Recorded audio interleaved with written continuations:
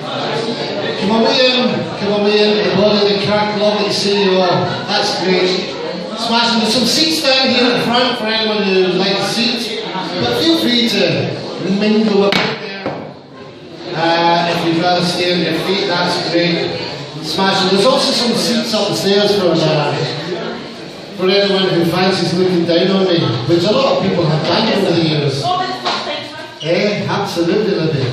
Yeah. So there's some seats upstairs, like they get cushions. Now you look like the kind of lady who desires a cushion. Away upstairs and get yourself a cushion. Get that nice red one on the left hand side there to match your top. That's the stuff. And we've not got one to match your pink shirt, sir. There we are. Make yourselves comfortable. Okay, welcome. It's good to see so many people here. That's a smashing turnout. And in such a lovely venue as well, isn't it? It's smashing this place.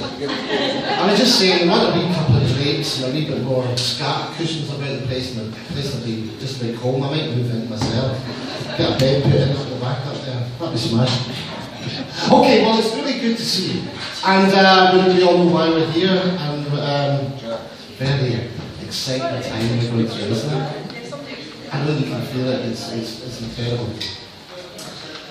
To talk about that and to introduce you to the evening, I will hand over. Oh God, I forgot to tell you who I am. I'm just a bloke who happens by and I saw a mic. What can I say? I'm an actor. My name's Frank Miller, okay? And I'm just hosting for tonight. But first of all, let me hand over to your campaign, the Yes Pollok campaign coordinator, Councillor David McDonald. I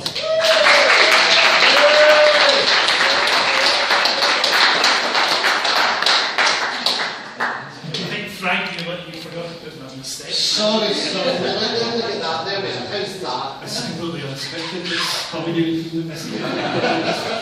I just wanted to say a huge thank you, first of all, to everybody for coming. It's been a bit stressful for those of us who've been organising this over the last few days, worrying about who it was or often wasn't going to be coming. So we're delighted to see so many people here. I think it shows the real strength of the Yes campaign as a community campaign.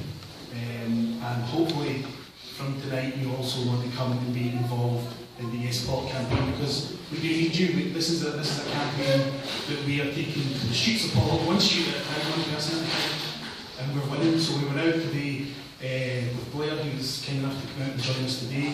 We went to the very heart of Pollok, the heart of Joanne Lawn and Ian Davidson's constituency. I won't tell you the exact figures, but it was a very good result that we got, and we'll be publishing that later on today on our Twitter and Facebook page. So tonight is a chance for us to say thank you to our activists who have been involved over the last few weeks, months, and in some cases years, or many, many years in a few cases as well. But it's also a chance for new activists to get to meet each other and to become hopefully a little bit more involved in our campaign, because we're only going to do this campaign once, so we should do it properly, and we can only do it with all of you. To tell you a little bit about the Yes campaign and also to officially open the campaign base here, we're delighted to have Blair Jenkins, who's the Chief Executive of Yes Scotland. He's been leading from the front in this campaign, as it shows coming out today, taking to the streets, and we're really appreciative of him for that. So will you please give a very warm welcome to Blair Jenkins.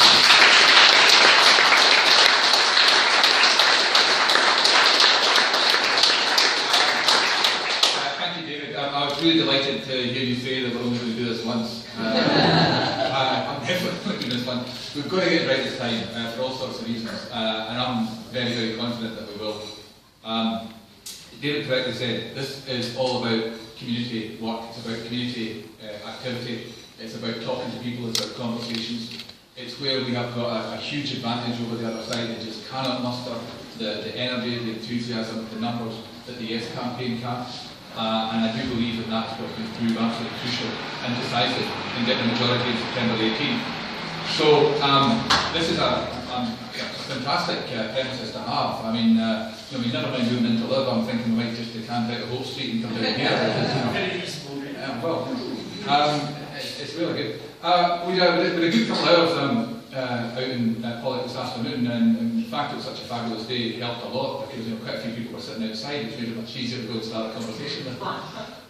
But it was a really great experience, and just some feedback. And I won't preempt the numbers at all, but it is amazing how many people are still open-minded about this referendum. It can't be stressed often enough. Something the polls don't often pick up is just how many people say to you, I know it's coming, but coming down the track, it's a wee bit away yet, so I'll pay attention about 4 or 5 weeks before, and then I'll have a look and see what they're all saying. So from our point of view, the work that we're putting in is just absolutely vital because so many people have still to make up their minds. I was on a panel in Edinburgh a couple of weeks ago, and there was a guy on who was one of the leading lights from one of the polling companies at Sosmori, and he said, his view was, he said almost 50% of the population, he felt, in his phrase, was still up for grabs.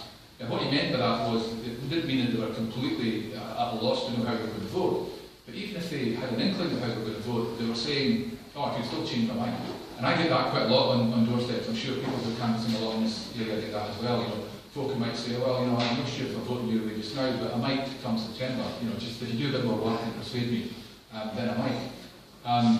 We went round in a place I know quite well up north in Inverurie a few weeks ago and spent an afternoon canvassing there. And there was one woman who opened the door to me and she said, that's somebody off the telly. I'm fascinated, really interested in the debate. And she gave me about half a dozen really good reasons for voting yes. And the whole conversation, I'm thinking, this woman's kind of away. And I said, so where are you, 1 to 10?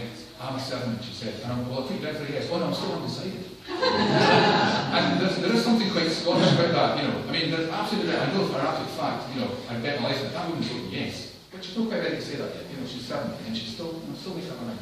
So, all the work that we put in, all the shoe leather, all the heart and soul, all the effort that goes in, is absolutely worth it, and it is what distinguishes us from the other side.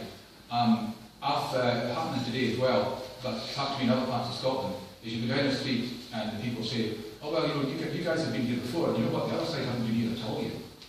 And that is remarkable. You can go to quite big communities in Scotland now, and you find that there's very little evidence of activity by the no campaign. It's a thing I always ask. It's a thing I always ask anywhere I go. You're always interested to hear, so what are we doing here? And then the next thing you want to know is, okay, so what are they doing here? And it's amazing how often it seems to be very, very little. They are relying an awful lot on phone banks, on call centres, and on the fact that so much, certainly the printed media, all these broadcast and so much of the printed media is on their side, and I think they've had the feeling that would be enough.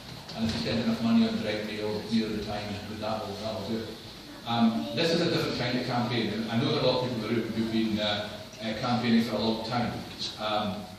Like a lot of people who've been involved in campaigns for independence, I have never been involved in a political campaign before, and I'm not in a political party. This was just one I couldn't set out. This is the one that matters. This is the one we've got to get it right. And an awful lot of people who come into the Yes campaign have come in from that kind of background where they have no history of party activity, of party campaigning, but they know this is different. And it's hugely important, I think, that we talk to people in that way, so we don't sound like a conventional political campaign. It's not a conventional political campaign. This is really about getting people to a spot where they really care and think about the future of their country. And I think a very high percentage of the population are very open to that debate. And if we can present it in the right terms and present it with the right energy and enthusiasm, then I think we've got a great chance of winning. So tonight's a terrific evening. It's great to see this facility here. The other thing I noticed from this afternoon when we're talking to people is a great deal of awareness of the debate that's coming up at the beginning of August. I think people see that as almost the point at which it really kicks off. Because we've got to say to people were saying to us, I'm not really full of it yet, but I know about that big debate coming up, Alex Salmond and what's his name? They say, so I'll listen to that and I'll get an interest. So those final 7 weeks after the Commonwealth Games, once the Commonwealth Games have been and gone and we all hope they're a great success, I think that's going to give people in Scotland a great lift. I think it'll build up that national sense of confidence, which is very important for the Yes campaign. I think in those final weeks, that final 7-week stretch, people will be very receptive to the debate, very open to hearing what we have to say. We know all the energy and all the ideas are on the Yes side. I mean, I've been added part of this counting number of debates I've done around the country in the last 2 years, and I'm telling you, there's nothing new coming from the other side. all the energy is on our side, all the ideas are on our side, all the vision, all the passion for the future of the country. Coming the other way, all you get is, well, here's an obstacle, and here's another obstacle, and this could be, it's all that stuff. And in the end, I don't think people would vote for that. It might mean that they take longer to make up their mind, but in the end, they won't vote for that. They'll vote for a cause that believes in itself, that believes in them, that believes in this country. So I have every confidence that with our collective efforts we're going to do it. I'll do the one wee bit of audience participation that I quite like to do, just something I always do just to get a sense of things. I'm not going to ask you how you vote, but what I will ask you is, because I think it's such a key part of the campaign, and it's a question I've been asking all over the country for the last 2 years. And it's just, from your own circle of family and friends, acquaintances, and people you work with and all that. What I'm always interested in is, just if you could just stick up your hand in response to it. Do you know anyone who was intending to vote yes, who was planning to vote yes, and has now changed their mind and is going to vote no? Can you stick up your hand and go, anybody know anyone in that category? Be honest now, this is not a trick question. If you know someone who's moved from yes to no, right, well, you see where I'm going with this. I mean, when you turn it around, does everyone in the room, in the hall, in the building, in the premises, know someone who was intending to vote no and is now intending to vote yes? Right. So that was about 2/3, maybe 2/3 of people here? Yeah. Arithmetic's not the strong part of it. It's the only thing I've got common with So I've asked that question all around the country, and every time you do it, you can be 50 people, 500 people in a hall. And always, when you ask about people moving from yes to no, it's a handful of hands. I've had big halls and nobody's known anyone who's moved from yes to no. Usually somewhere between 1/3 to 2/3 know people who've moved from no to yes. All that kind of anecdotal stuff just reinforces what comes back from the canvas returns, as David mentioned. We're getting data back now from all around the country. I had a lot of conversations with the polling companies who are all privately very nervous, by the way. They realise this is a unique electoral event. It is not like anything else. They know they could get this badly wrong, and they do worry about it. And it's forever coming to us and saying, what do you hear and what do you know? Because they're worried that their own methodology is not right for this event. It's such a singular event, and it's such an individual decision for people. So it's not like we're going to ask people how you're going to vote in a party, political context, in a general election. This is really something very, very different. And I always like pointing out to them the fact that in Ireland they had a constitutional referendum last year, October last year. It was about abolishing the Senate, the reviewing chamber. Not a single opinion poll published before the day of the referendum got the result right. They all called it the other way. Every single poll. There was actually a poll done 6 days before the referendum in Ireland by one of the reputable polling companies. I won't say who it was, but it was Murray. That poll said that the campaign to retain the Senate was going to lose by 20%. And on the day, they won by 4%. So, referendum, and everyone knows this, every polling company knows this. It's not like a normal thing, and they worry about the fact they're not getting it right. The other thing that they can't factor in is just how many people are going to vote. Be no doubt about that. The last sweep we did, the last survey we did, came back as 77% of people say they're certain to vote. Now, not just maybe, but certain to vote. So I think we're going to see a turnout in this referendum, and certainly higher than there have been in my lifetime. I'm probably one of the older people in the room. It's going to be much higher than anything we normally get. So polling companies are used to dealing with elections with maybe 50%, 55% turnout. If we get 80% turnout, we're in completely different territory, and we're in territory that is new for them and new for us. So we have to fight for every single vote. We are a community-based campaign. Right from the start, we knew that the media would not do us any favours. We knew that the UK government would throw lots and lots of stuff at us, and they've done that. I think they've just about exhausted their supply of stuff now, and they're recycling. They're recycling now, actually. You don't hear anything new. But we knew these things would happen, and we knew that the main thing we had to do to counter it was just have a much stronger ground campaign. Which is where we've ended up. We have a much stronger ground campaign, and many more people, more active, more numerous, more committed, working for us. You combine that, I think, with the fact that we're very, very strong on social media, the two things go together. The fact that we're so strong on Facebook and Twitter and all those websites which do a great job in promoting the cause. And that's the way we get around it. They build up to what I think will be crucial in that final stage, the things I mentioned, the big debate between First Minister and whoever, Alistair Darling, or who knows, maybe David Cameron might show up. All these things will be enormously important, but the most important thing of all is the investment we make in terms of hours spent on the street. It is shoe leather, it is talking to people, knocking doors and having conversation. So it's a great pleasure to be here. I'm delighted to see such a fantastic base for the Yes Pollok campaign. I was asked, somebody asked me the other day, it was actually a newspaper asked me, so on the day after the referendum, September 19, what will you be doing? I said, well, there is talk of a conga heading down Hope Street. That's certainly what I intend to be doing on the September 19th. If we all do what we should do between now and that day, then you're very welcome to join us in that conga down Hope Street. Thank you very much.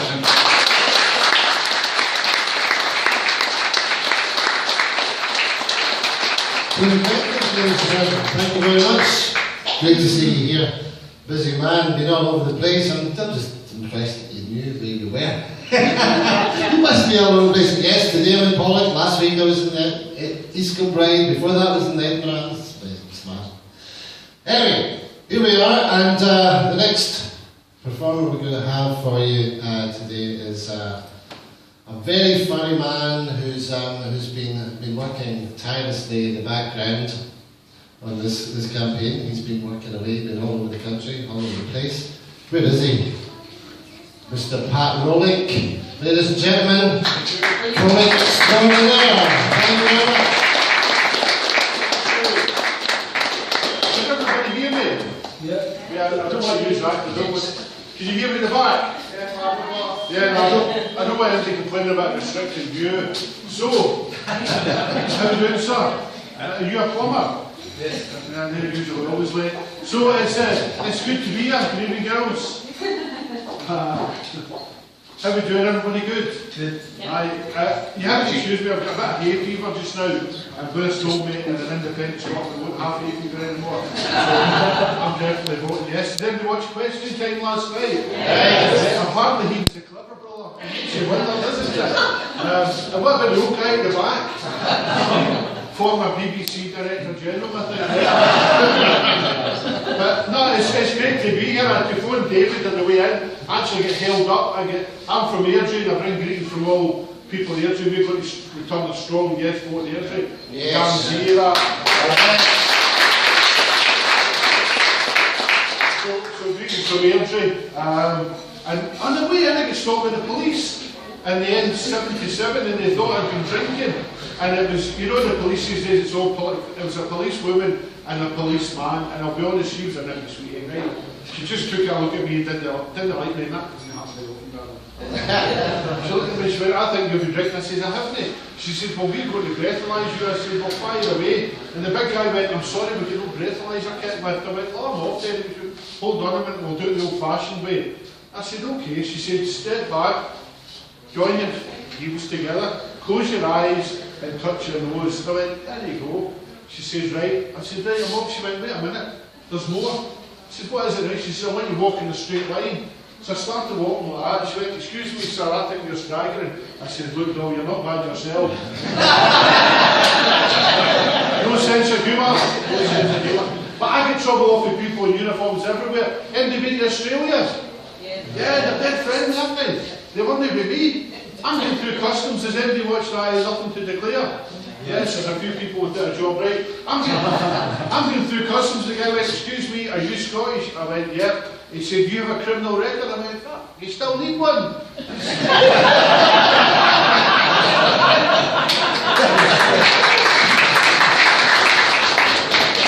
was out in Canada. Who's been to Canada? Fantastic country, and everybody out there that's Scottish are. Been 11 times in the last 5 years gigging out there, and they all say we don't even know why you people are thinking about it. You've got to go ahead and say yes. But I get hassle off the guy at customs there. I'm going through the gate and said, excuse me, are you Scottish? I said, aye. He said, are you carrying anything you shouldn't? I said, aye, 8 stone. He had no sense of humour. humour either. Who's been in Canada? Yeah, whereabouts were you, sir? Toronto. To which part? Toronto City. Toronto City, downtown? Yeah. Yes, did you meet many Scottish people? A few? They're everywhere in Canada. They're everywhere. And you go up to me and go, are you Scottish? Aye. You on holiday? No. I've been here for 40 years. It's amazing, you're still with your accent. But then I'm thinking it must have been tough for the person who carried the Glasgow that went to North America and bumped into his first ever red Indian. What would they have said to him? All right, chief. You can go anywhere, can't we? But brilliant. And this English guy came up to me and he said, can you tell me, Patrick, the difference between English people and Scottish people for my Canadian friend? See, I'm doing the accents right. I says, aye. He says, well, I've been living here for 40 years from England, and you can't tell the difference between the English and the Scottish. I said, that's easy. He says, you kidding? I says, no, it's wine tasting. And he looked at me and said, explain. I says, right, you ever get a posh Englishman with a glass of wine and be standing going, hint of ginger, touch of apple blossom, hint of cinnamon. Oh, that's nice. There's a Scottish guy, he just picks up the bottle and goes, 18%. You're just a wee bit more direct. Did you drive out there? What's your name? No, I'm old Andrew. That's a long name, isn't it? I've never driven, and last November was my 11th visit. Have you driven abroad, sir? No, it's scary, right? And I didn't know. Have you driven abroad? Would you take your driving licence back in the wee pink car? But I did. And I didn't know where to start. And I saw a sign that said car hire, and I thought, there's a place, right? And I went in and said, excuse me, mate, want to hire a wee car for the week? He said, are you Scottish? I says, how did you know that? He says, just by your friendly demeanour. I says, I am Scottish. He says, you have a driver's licence? I says, there you go. And I gave him the wee pink card. He says, I'm sorry, you need to bring paperwork. I didn't know that. Did you know that? I went, oh, that's me, I'm good, didn't I? He says, now wait a minute. He says, I won't tell anybody if you don't, right? And apart from you people, I won't tell anybody. He says, my father was Scottish from a place called Pollok. I'll lend you a car for the week. Isn't that brilliant? No. You give me money to be smart cars. Brilliant, man. I found if I leave back far enough in, I can do wheelies. So I was out in America. Who's been in America? Yeah, you enjoy America? Whereabouts were you? Vegas. Vegas? When were you in Vegas? Which one? The one I was at. Thanks for calling me. Who else has been in America? Yeah. What's the worst thing about America? Americans. Americans are all big fannies, aren't they? Hey, hi, are you Scottish? No, I'm Scottish. Hey, I was here 10 years ago. Do you know Jack McDougall? Beat it, mate. There's 5 million of them. They're brilliant and they're very entrepreneurial, right? You've got French as well, right? They will sit a guy come up one day, you want a ticket for tomorrow? I says, what's that for?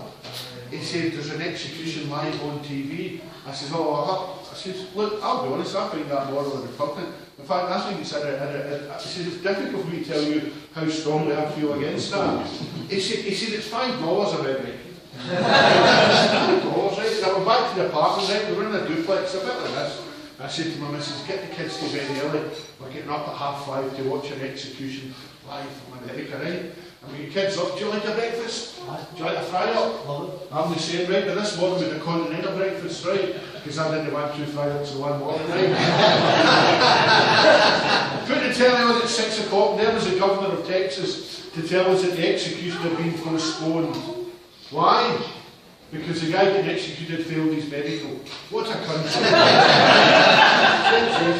And right in the last day of my vacation, right, I'm standing outside with Savette and my wife, we're standing outside the park, and the guy comes up and goes, are you Scottish? I says, aye. He says, I was here 10 years ago. I said, look, I don't fucking know the guy. He said, no, I was here 10 years ago and I was very impressed by your tourism industry. I said, oh, aye. Good for you, sir. He says, no, you Scottish people are very clever people. I said, thank you very much. He says, you're innovative, you're creative, and you're bright. I said, thank you very much, you're a gentleman. He said, you're not as clever as us. I said, aye, how did you make that out, pal? He said, well, let's have a look at Disney. I said, well, have you not been to M&D's? He said, no, let's have a look at Disney. I said, what about Disney? He said, well, 70 years ago this was swampland. As far as the eye could see swamp, and we had a dream and a vision. We spent billions of dollars, we used steel, concrete, glass, sand, we employed 29,000 people. It took 32 years, but from the swamp we created Disney. That's clever. I said, I said, I'll tell you it's clever. Somebody stood at Loch Ness one day and went, what the fuck was that?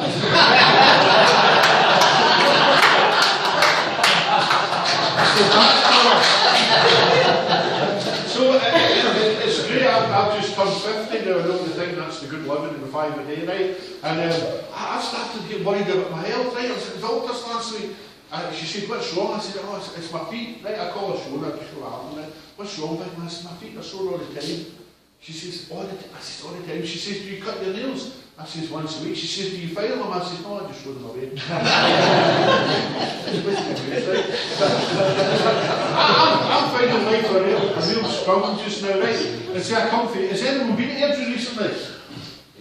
Yeah, what were you there for? A fight? It's as rough as heaven, isn't it? You see your mobile phone? Sorry? Especially the weekend. Listen, see if you want to join in, come to rehearsal, try. Can't you go anywhere with your mobile phone? The wife gets you. Hello, it's about one. She said, can't you get a pair of tights? I'm down the street, right? I went in the RS for calls. I said, excuse me, mate, I need a pair of tights. The guy says to me, what size are you done here? I said, I'm at that age now, I'm 50, and I'm starting to worry about things, right? Because is there anyone in here that's recently turned 50? Is anyone in here with teenage children? Yeah, right. I've got 2 teenage daughters, 18 and 20, 18 and 19-ish, right? We just called them that, saves a lot of hassle, right? Saves a lot of family arguments. But it's amazing, because as a dad, you'll do anything for your children. I've took my girls to Irish dancing, Highland dancing, Boris dancing, everything except pole dancing, right? I've taken them everywhere, right? Karate, taekwondo, judo. And I always believe if this never happens, this no matter what happens to the big man, the girls will be there for me. If I need a bit of support, they'll be there for me. And see if you believe that, you're a fun. And I found out the hard way, everybody on Facebook. I found out, Andrew, can you imagine getting a shock on Facebook? So then 4 in the morning, my mate Des McLean, oh, check it out. And I checked out, guess what it was? My daughter's got a nickname for me. For over a year, they've been calling me names on Facebook. Right? And it wasn't stuff like bald or fatty, right? They've been calling me Spider-Man. And it's not because I've got any superpowers, it's because I can't get out of the bath for myself.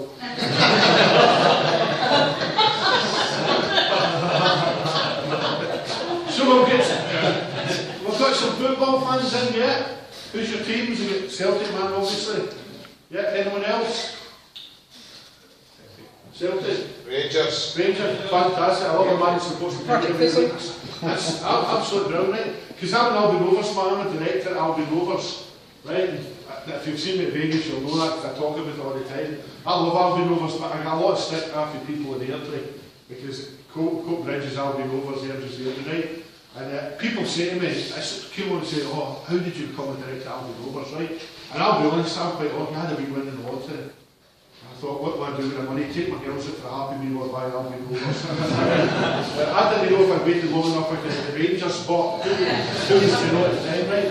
But I'm a great time at Albion Rovers, right?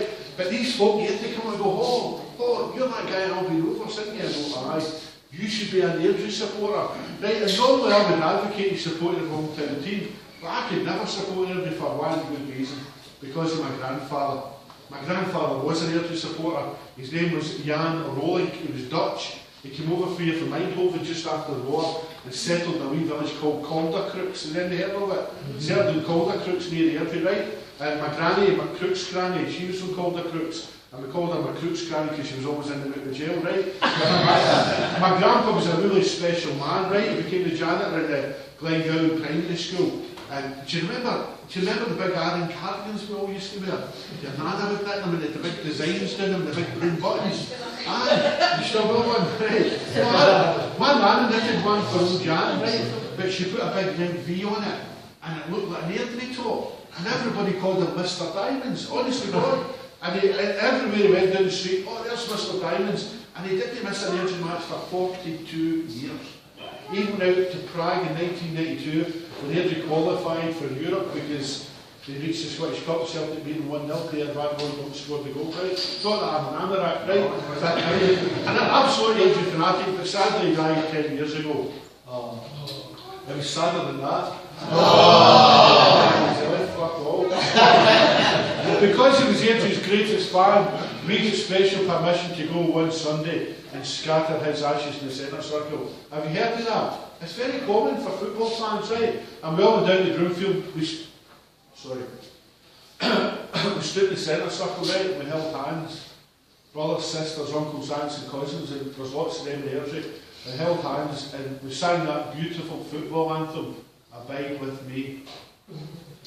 We said the Lord's Prayer, we scattered his ashes and laid him to rest forever, where his heart truly belonged. 2 years later, Airdrie sold the ground to Safeway. Half happens now under the fish counter.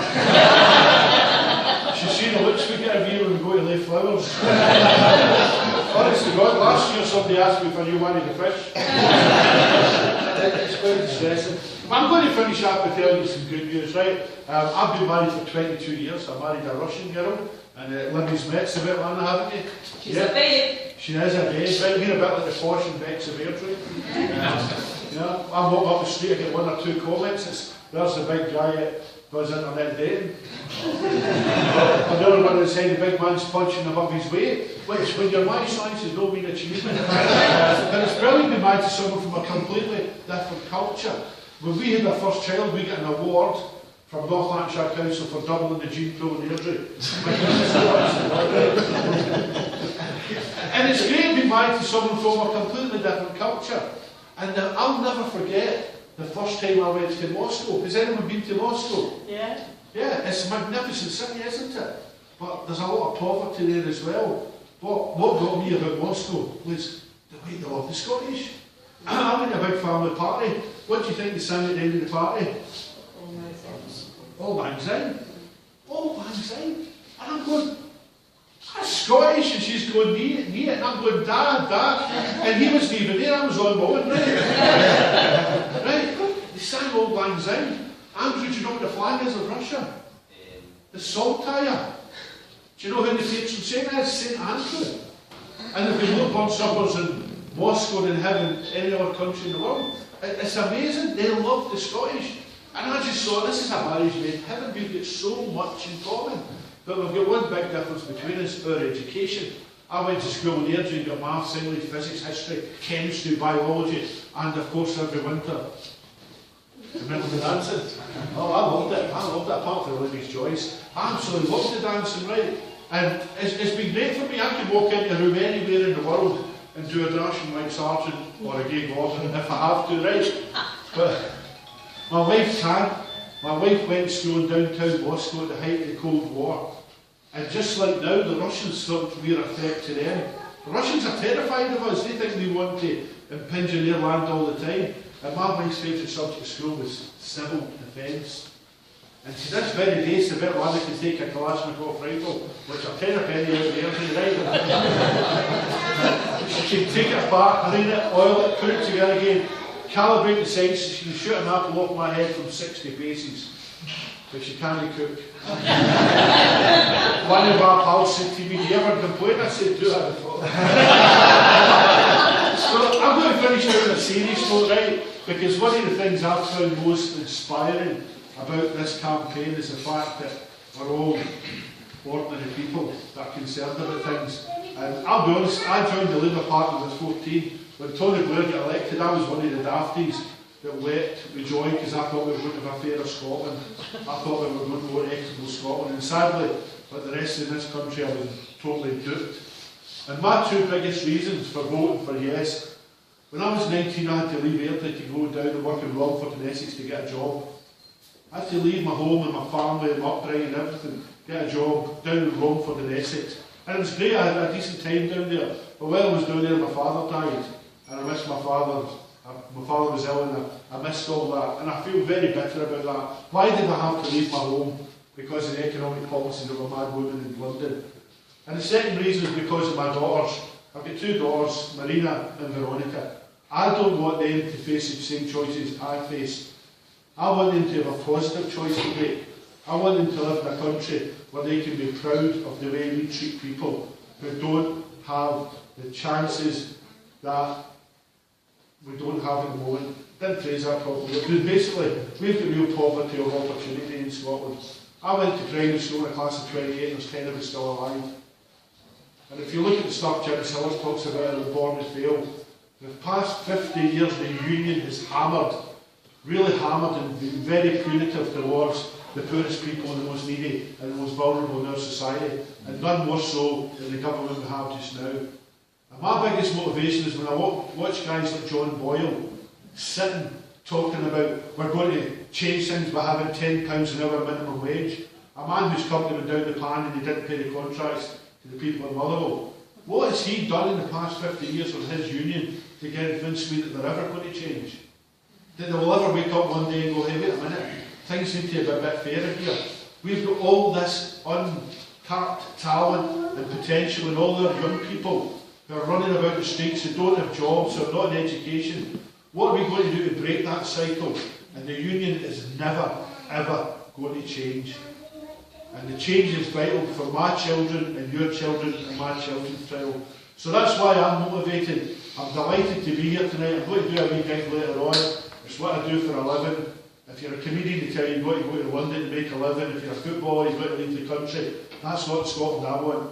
I want a Scotland that embraces talent, that creates opportunity for our young people, and puts us on the map for the right reasons, not for fighting illegal wars, not for being punitive against the poor and the needy, but for being fair, using the resources properly, fairly, and leaving a world behind us that our children can be proud of, and they can pass on to their children in a better state. So keep up the work. I'm not patronising you by saying that. Believe it or not, I'm out working 3 days a week with the Tuesday Club in Airdrie. We're all doing our wee bit, whether you're posting letters.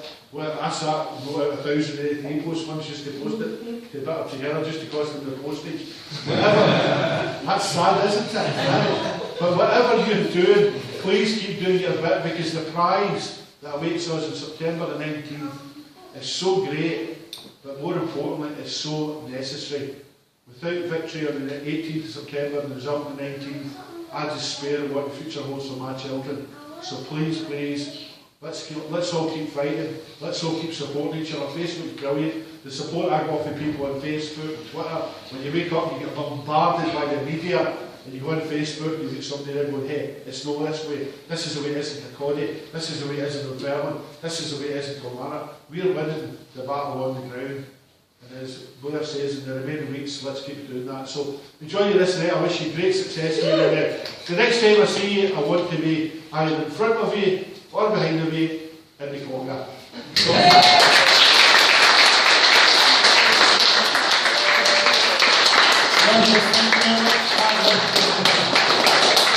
I like your parting shot, the thing about you want to make a living here.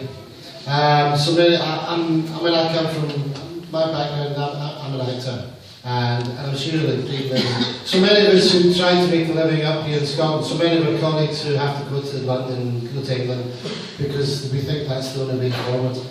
It's not the only way forward. We're going to change that now and want to make a living where we live. Am I right? Yeah.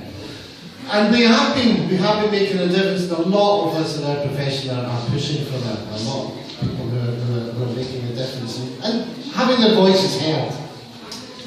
Can I hand you over again to our host, who's got a couple of things to tell us about the campaign here and how it's going, and also a couple of other details, I believe. Am I right, David? Over to David again. Thank you.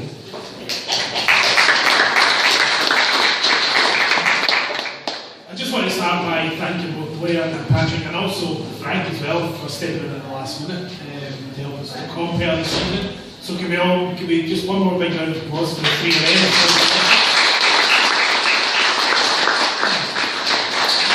So we're going to have a little break shortly where we'll be serving some food, and there'll be an opportunity for you to donate to get some more alcohol. But I just wanted to let you know, so our campaign base here is going to be open Monday to Thursday from 1 o'clock to 7 o'clock. You can pop in at any point within those hours. You can pick up materials to do it in your own time. If you prefer to do things like phone canvassing, we can arrange that for you. You can do that from the comfort of your own sofa at home. There's no end of tasks that we can give you to do to help win this referendum, so it's really important. Speak to either myself, Councillor Jaffrey, some of the younger Yes Pollok guys like Andrew here, and the TV suit, you can't even sit there. We'll tell you how you can get involved in the local campaign. It's really important, so please do that. So we're going to serve some food just now. There's also going to be some raffle tickets. And then after that, after a 10-minute break or so, we're going to have some music for you to enjoy. So I think we're going to have some background music for you to mingle and for you to spend some money and support the campaign. Thank you.